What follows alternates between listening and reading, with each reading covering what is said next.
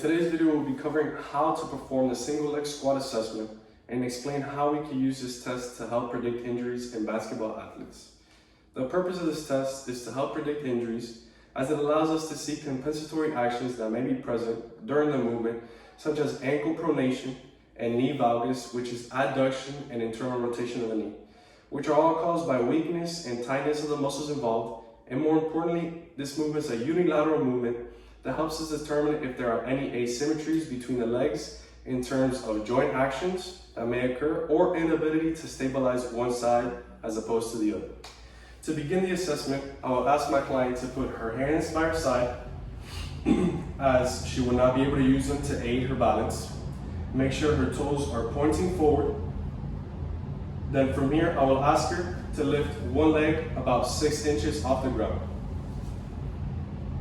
Once she's here, we can already start to assess her balance and stability. From this position, I will then ask her to perform 3 squat repetitions to as low as she could comfortably go. While she's performing these repetitions, I will ask her and aid her to keep her foot flat on the ground, to try to maintain her knee from going into adduction or internal rotation, and to try to keep her pelvis level. Once she is done with one side, she will repeat all the steps and do 3 repetitions again on the opposite leg. Again, I will be aiding and reminding her to keep her foot flat on the ground, to try to maintain her knee from going into adduction and internal rotation, and to keep her pelvis level. Like so.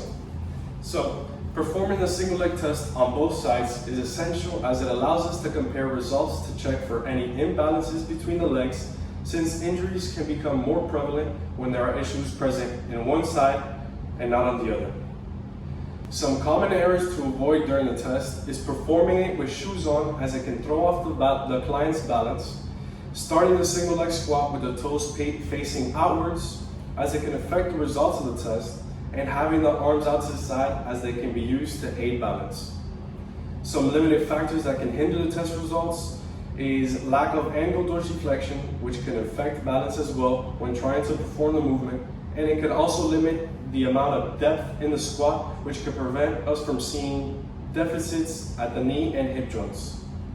Lack of balance overall can also affect the results of the test, as it potentially causes the client to not be able to perform the assessment.